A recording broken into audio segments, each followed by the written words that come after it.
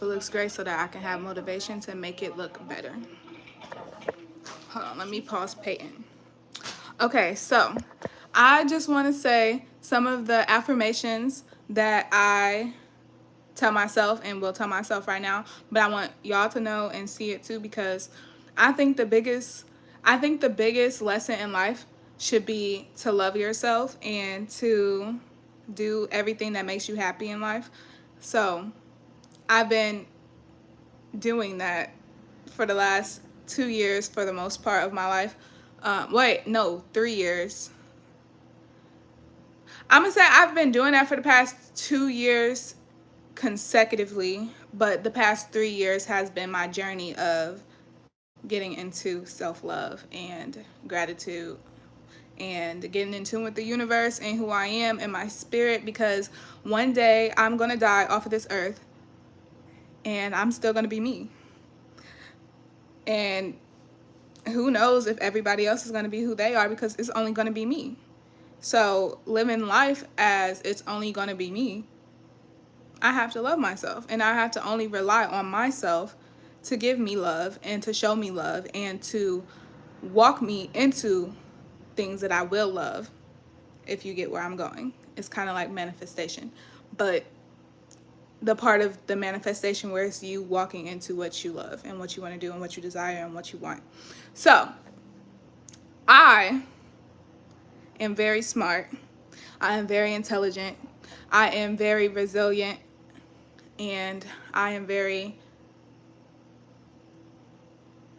I want to say responsible and mature, but I hesitated because I've been that my whole life, and I'm in a phase of my life, probably until I have my baby, that I just want to be, or I don't know, I just want to be like, I don't want to have that as like my biggest trait. Like, I want to live life, I want to be not a kid, but I want to go through life and what's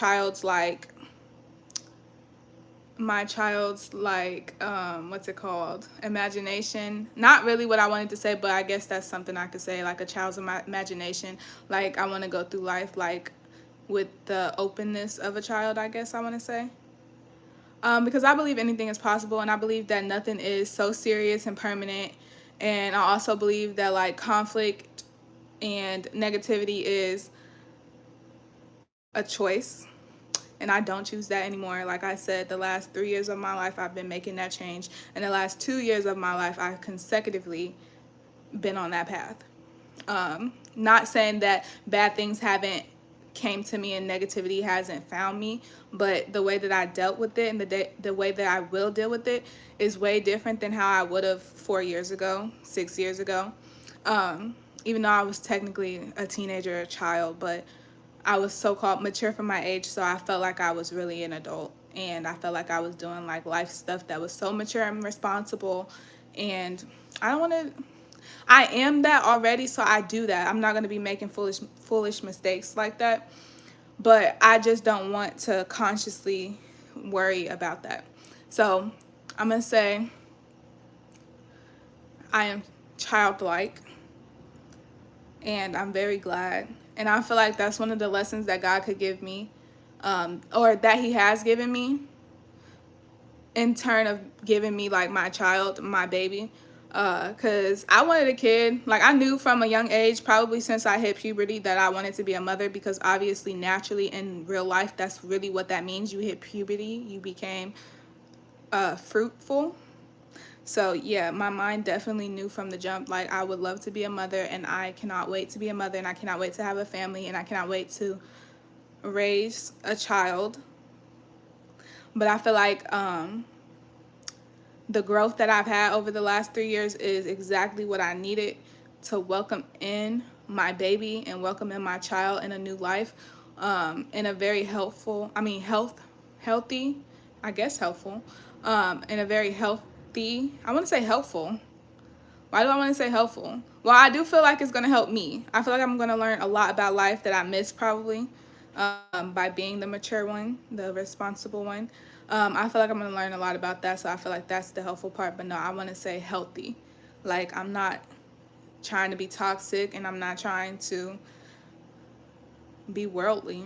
Honestly, I want to be fly high in the sky, let my kid dream, so that everything that my kid think is possible for his life, I could be an aid in the life that my kid is dreaming of. Because I know that I have dreams, and I know that I'm going to do my dreams, but you know, God is in control of when it happens. But me being the mother of the child with the dreams, oh, I'm going to be God. You want this, baby? I got you. I'm going to be Kris Jenner with it. Like, yeah, I'm going to have my baby. Like, everything I see in my child, I'm going to, yep, you're good at sports. I'm going to make sure you get on the little kid football team. No, I don't know about football. Probably, I don't know. If they want to do football, that's on them, but I'm not going to put them in football from the jump. No, my baby's not getting a concussion and getting out the game. It better be smart. Not going to do that to my child. I'm thinking more like soccer. I like soccer. I'd be a soccer mom. Yeah, the homeroom mom and the soccer mom. Yeah, I think so. But if I want to do something else, then that's fine too. I don't even know if it's going to be a boy or a girl yet, but I already know, like, I just want my kid to live in all of the potential, like, and do something with the potential. Because I really feel like I was stripped of that coming from low income, broken family-ness. Like, I felt like I was really stripped of my, not my potential, because I always had potential, and my schools always knew I had potential. I always knew, my mom always knew, like, we all knew I had the potential. But I feel like I was robbed of, like, the experience because of where I came from and because of where my family stood. Like, I was born into a broken family. Not saying that the household I grew up in wasn't great and wasn't loving and fruitful. It really was. But in all reality and all honesty, it was a broken family with no father figure, no love between two people, making a household and making a name for the family. But I feel like I was robbed of, like, the opportunity to put my potential on display. Like, really, not on display, but in the works. Like, on display and in the works. Like, I never was able to, I wanted to play the piano. When I was a kid, I wanted to play the piano. I have long fingers, like, very beautiful. I'm with a master playing the piano. I love fashion. I love acting. Like, yeah. I lived in a town that was very, like, prejudiced. So I loved volleyball and cheerleading and actually, like, color guard. But I never made the team when I tried out because they really was giving it to all of the white people. And I think, like, the only black girl that actually had to put, like, that opportunity to put her skills on display like a normal family would. She was the only black girl ever on the team. Like, I was like, she's the only one. They're gonna pick her. They're gonna pick her because she's really good. She was really good, like, amazingly good, because she was in it. Like, her parents put her in it. Like, yeah, she was very good. It was no denying that she was really good. So she was gonna make it, obviously. But the rest of the team, like, they was definitely gonna pick the most preppiest blonde white girl of, like, stereotypical cheerleader type vibes, or the brunette with the big butt vibes for volleyball. Obviously, the blonde was about cheerleading, but the other one was about volleyball, like I said. Color guard, I felt like it was my fault. I definitely feel like I didn't make color guard because it was my fault, and I only tried out 1 year. I feel like if I would have tried out the next year, I would have probably made it, because it was really fun to me. It was my first time. Actually, that was my first time trying out for anything, was when I tried out for color guard. It was really fun. And I got the hang of it really fast, but since it was my first time being introduced to it, like, obviously in 3 days, I wasn't really good at it. Like, I was good at it, but I wasn't, like, the best to get picked on the team, you know? But I really wanted to be a cheerleader because I had spent this whole day when I was, like, 8 years old or 7 years old learning how to do a backflip, like a back handspring, from watching Bring It On. Like I put the pillows from the couch on the floor, I lined them up like a mat, and I was watching the movie, and I just kept doing the back handspring until I finally got it. I landed on my head so many times, but like as I kept doing it, I got the hang of like the positioning that you needed to be in to like make it work, and I finally got it. Like it didn't, I don't even know how long it took because I was a kid and I wasn't timing it, but I paused the movie. We had dish cable. I paused the movie and I did it, and I just kept doing it until I got it, and then I finally got it. And then I had spent the next week, not gonna lie, it probably took like a week for me to finally do it on the actual like ground. Like I could do it on the carpet pretty fast, but like on the actual ground it took me like a week because I was really scared to like hit my head on the ground. But I was doing it and I finally got it. So I really wanted to be a cheerleader. um but like I said, they definitely had other plans of like what it looked like to them. Um, but yeah, that was cool. Um, volleyball, I was really good. I was really good at like hitting the ball and like being playing defense and position wise, but that conditioning, I really couldn't do that because I hate cardio. Like running is definitely not my gist. And they had us running suicides because people wear earrings. And they said a couple of people, but I had already seen a couple of people with earrings, but I also had a earring in because I had just got my second hole back open on this side. But I don't think they saw mine, honestly, because they said two people and it was definitely more than two people. But we was running suicides, and we was doing them on the stairs and stuff, and my leg gave out literally. Like I literally fell like jello.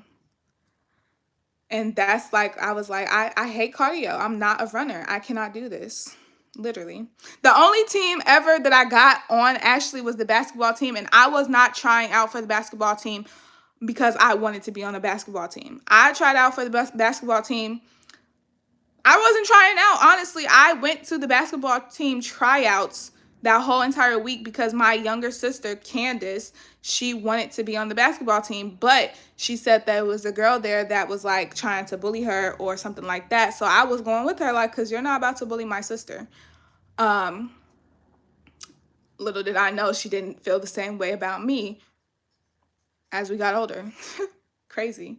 But I went there and I just did the stuff because we ran suicides in gym. I mean, in basketball thing too. And I was like over it, but we didn't do it on the stairs. We just did it from the lines and stuff. But I was over it. I was the last one.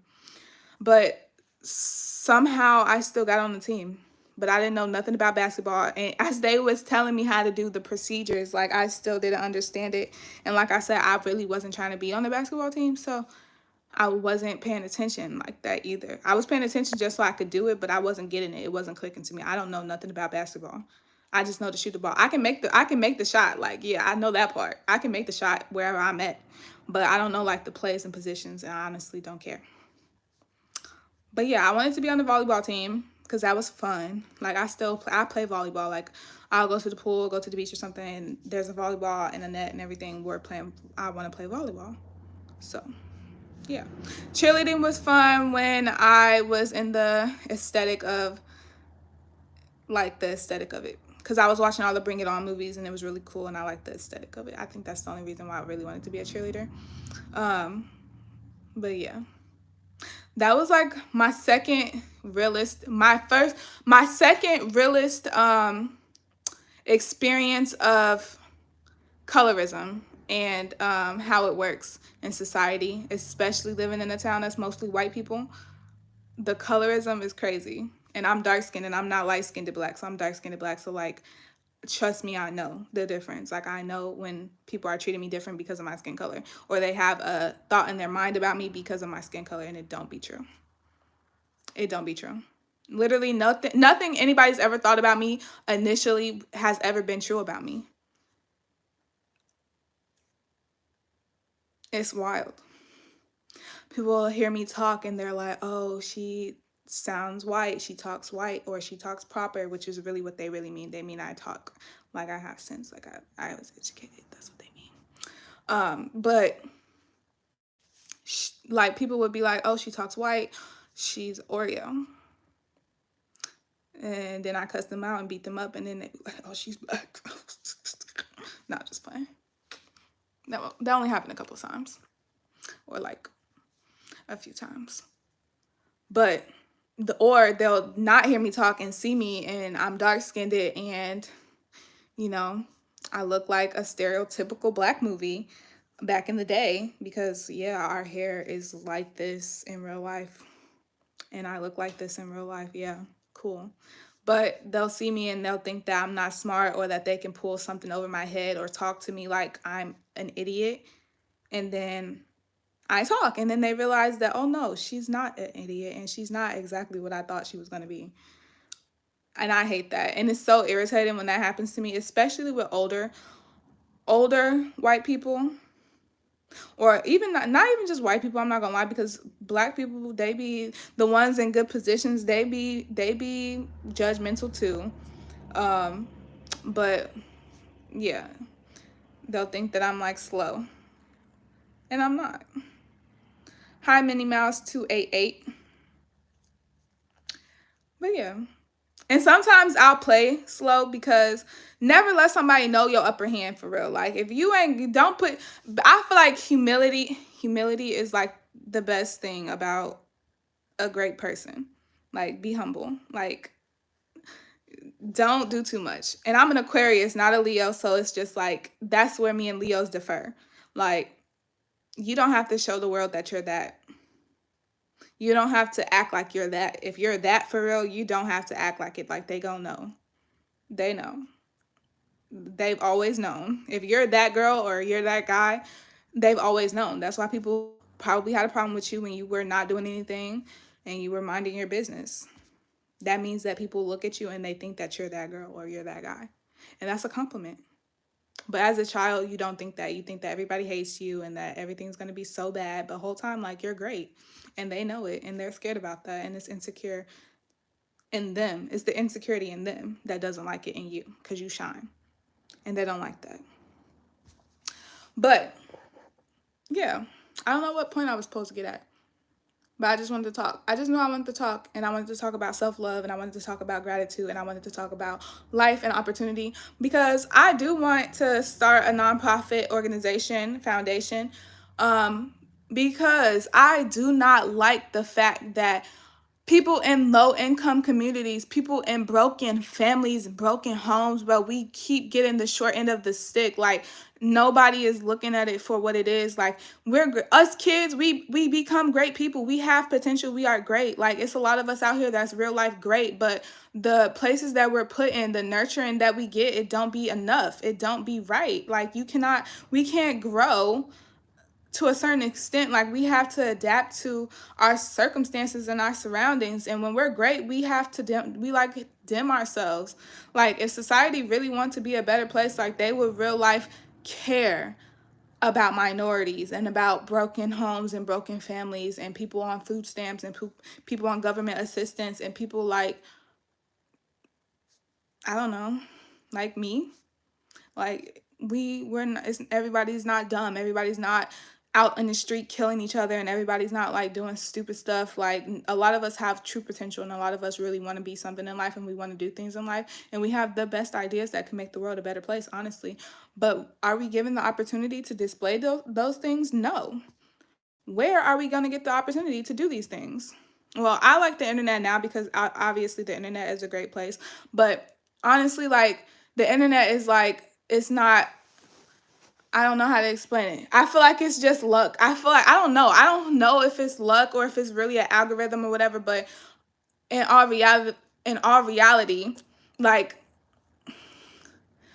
other than like TikTok being for dancers, or like people going viral for whatever they might go viral for, it's not like America's talents. I mean, not talent, but America's like,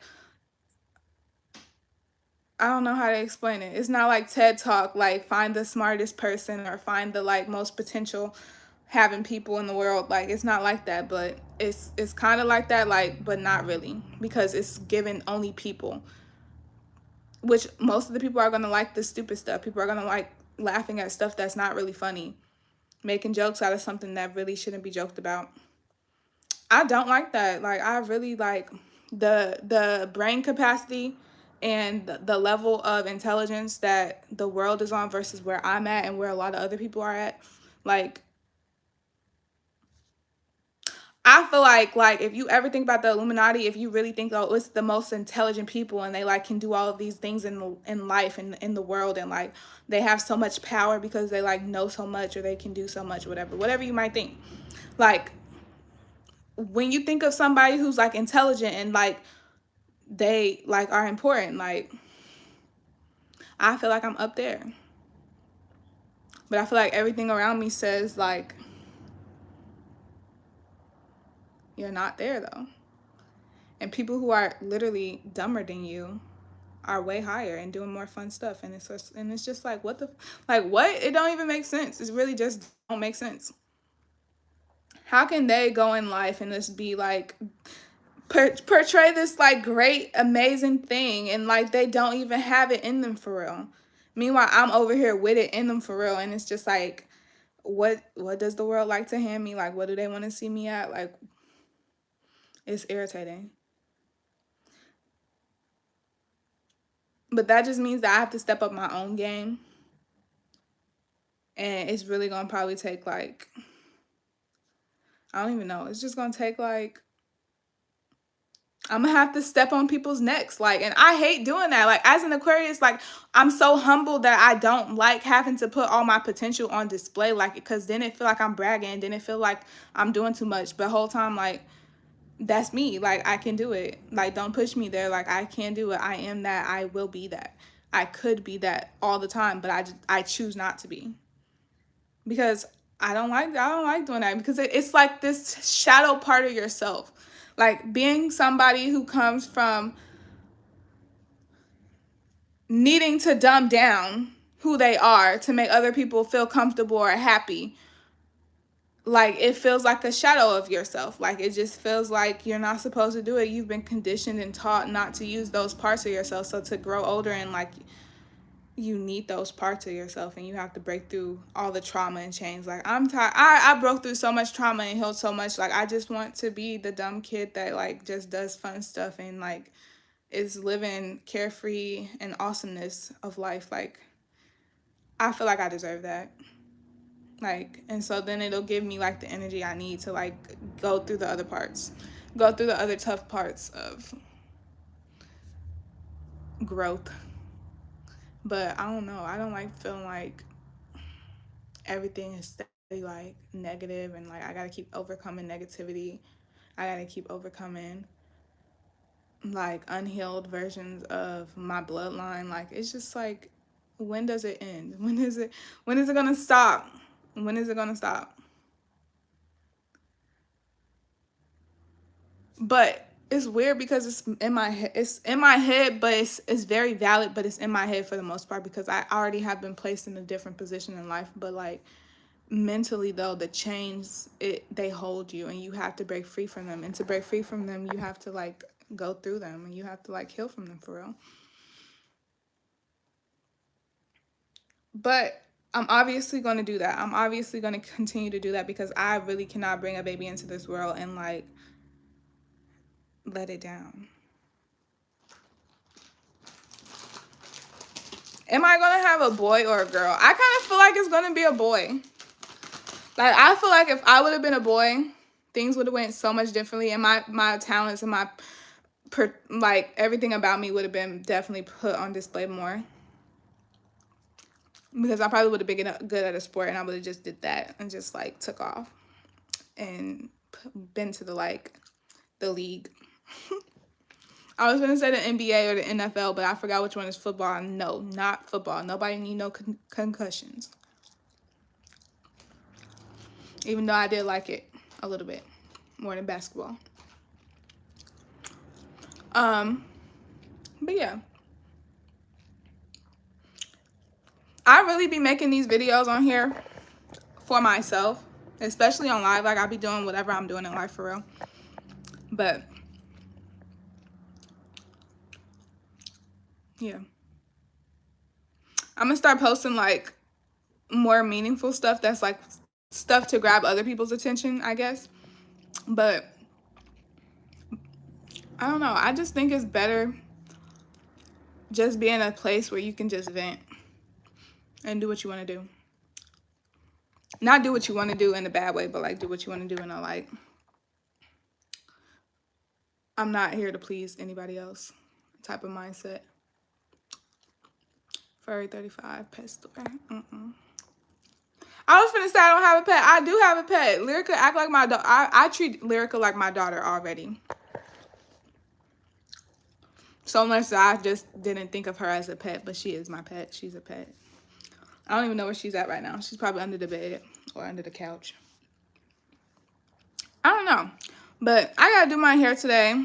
I did it the other day and then I've been sleeping on it, but I guess I gotta do it again because it looked real furry. I mean fuzzy. I said furry. But I don't know. I hate doing my own hair, honestly, because it's getting so tiring. It's so time consuming. It's so time consuming. But I love my hair. I wouldn't do anything to not appreciate it anymore. But it's just time consuming. I got it in a good style right now. It was combed out and everything, so it's going to be easy for me to refresh it. I'm going to just wet it and comb it through and probably do a variation of this again.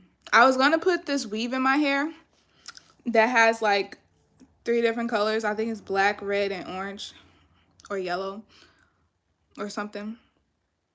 And I was going to do 2 braids, two like braids basically. And I was going to do like, I did these braids before and they was the Cardi B braids.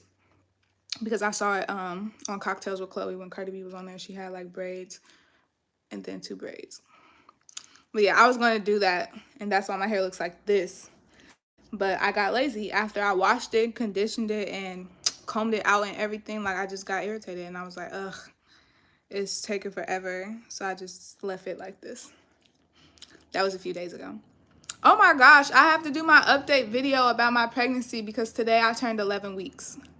So I'm going to tell everybody about week 10. I ain't gonna lie, these last few weeks of this have been, it says in all of these articles that it's supposed to be letting up, like symptoms supposed to be letting up right now. But the last 2 weeks, the nausea, like I threw up one time. Like I'm grateful that I haven't thrown up the entire time of this pregnancy. But I was feeling sick, and sometimes feeling sick is way worse than throwing up, I think. But I threw up one time.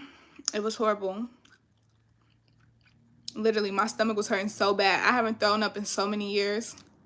My stomach hurts so bad throwing up. I don't think I know how to do it. Like, my stomach, I don't know if I know how to do it for real.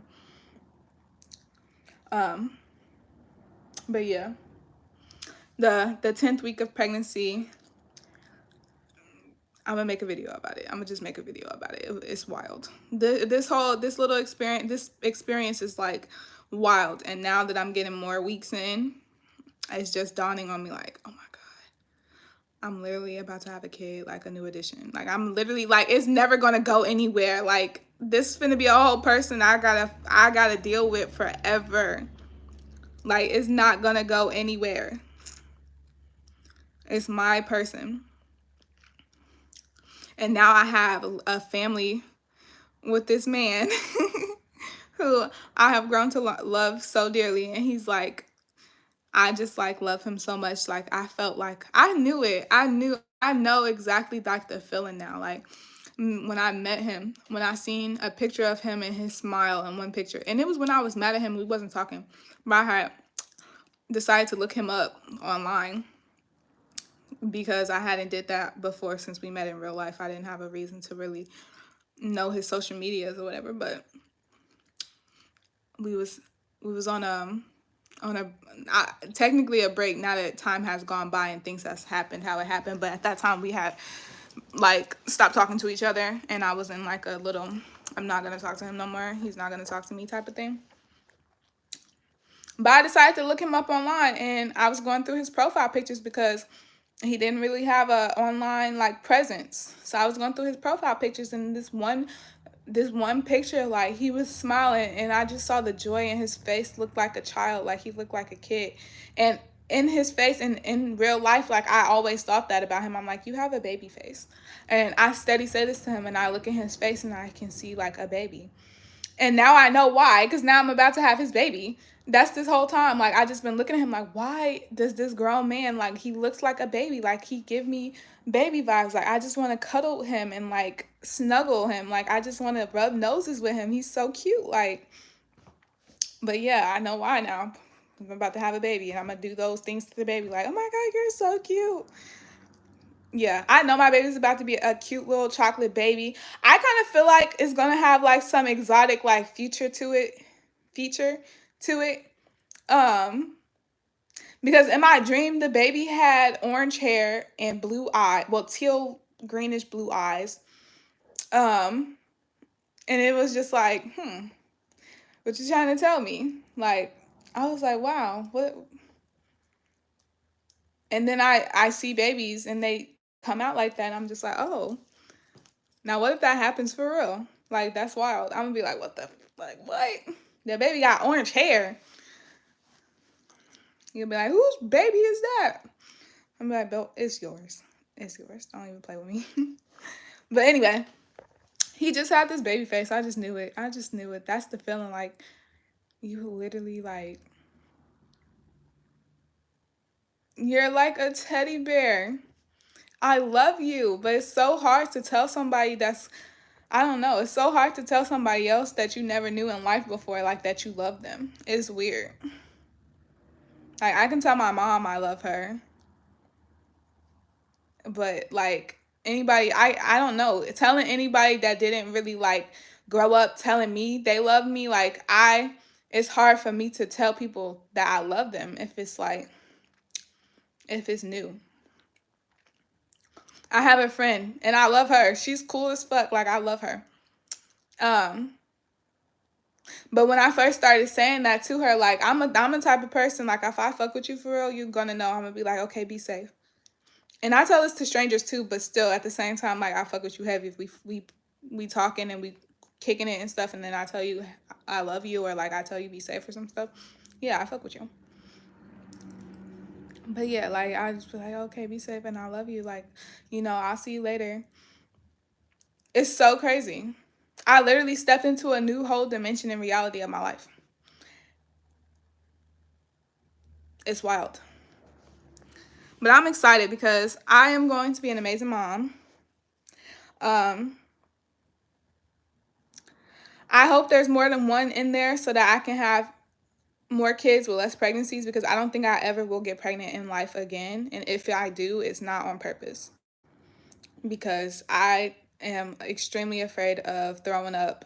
I am extremely afraid of being nauseous and sick. And the exhausting part of being pregnant, like you literally will want to lay down. And like the eating part, like I want to eat every 5 minutes. But yeah, like I don't think I ever will consciously get pregnant again. No. Yep. I get my little dream baby and do great with my dream baby. But like I said, hopefully it's more than one in there and then I could just have the perfect little family off one pop. Perfect. But now I be thinking though, do you think I could be a good girl mom or a good boy mom? Like, I don't know. I can look at somebody and think like, oh, they're the type of person that'll do good with boys, or they're the type of person that'll do good with girls. Like I can look at people and think that and see that in them. But when I think of myself, I'm like, I don't know. But then I think about how I like if I like boys and if I like girls, and it's just like boys are dirty. I don't like dirtiness, but I'm gonna teach my kids not to be dirty. But I really don't like dirtiness, and boys always seem naturally dirty, seem like. But I don't know, maybe that's really just how they was raised. Because I know my brothers was raised like they could mess up the house, and us girls, the older girls, we would be the ones really cleaning up for real, getting blamed for it and stuff. So I feel like, yeah, it's just like how people raise their kids, I think.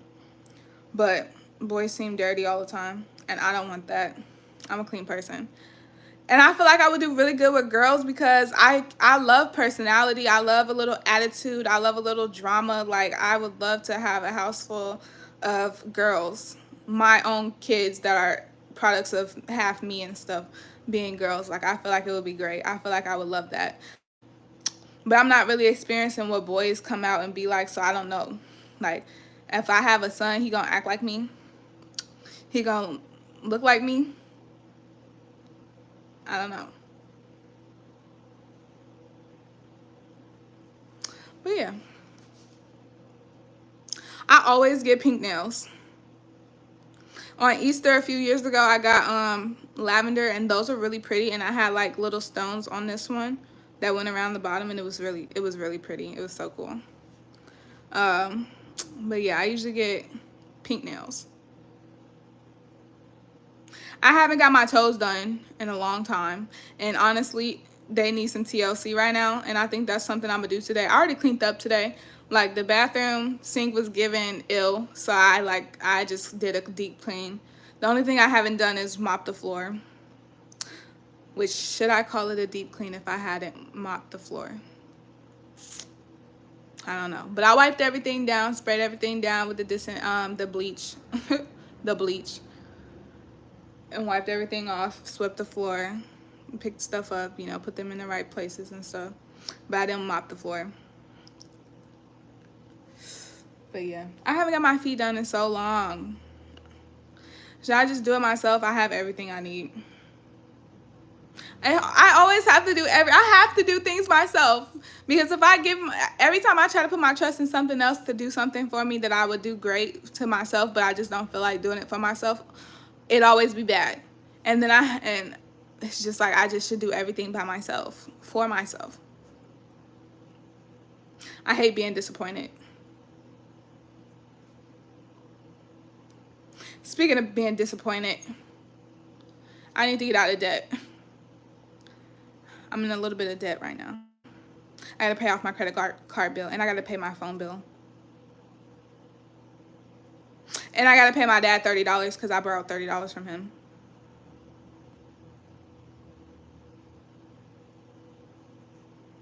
I probably owe my mama some money too. But I don't know if I owe my mom some money, because if I asked her for some money, she would give me some money. And I wouldn't, like, it wouldn't be a problem. But I like paying my mom back because she does it like that. Like, if I be like, Mom, I'm hungry, I want DoorDash, can you send me $15? She'll be like, yeah. Now, if she don't got it, then she'll be like, oh, no, I don't got it right now, Keirra. I'll give it to you tonight. I promise, if my mom don't got it in the time that I asked her, 12 hours later, she's going to have it, literally. But I don't really ask my mom for money that much, because I don't like, I don't know. I'm the type of person, I like doing stuff for myself, by myself, and I get that from her. So it's kind of hard for me to, like, really ask people for help, or, like, to be asking for loans, basically. I ask the government for the loan. I don't care, yeah. I'll get that loan from them, yeah. But, But that's why I want to be rich, because money shouldn't be a problem. I don't want money to be a problem. And I really believe I'm going to be a billionaire one day. And that's why I really don't care about trying to go make some money. Like, honestly, yeah, I just don't get it. It just don't excite me. What excites me is, like, I want to see the world thrive. Like, I want to see people have fun, and I want to see, like, I want to see the world glow brighter than the sun, because everybody is on it and, like, happy and living their life.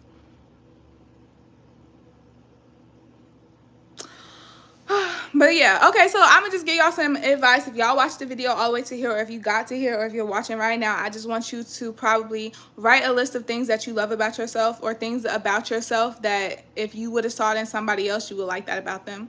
Like, love yourself. Like, what qualities do you have that are just, like, undeniably God-given gifts, and God-given, like, talents, and God-given, like, attributes and virtues? Like, what have you worked on to make yourself a better person? Physically, emotionally, mentally, everything. Spiritually. Spiritually is what, like, my forte. Spiritually, like, I've done everything. Like, I'm very much there. But yeah, y'all have a great day. I'm gonna get off of here. 40 minutes is long enough. See y'all later.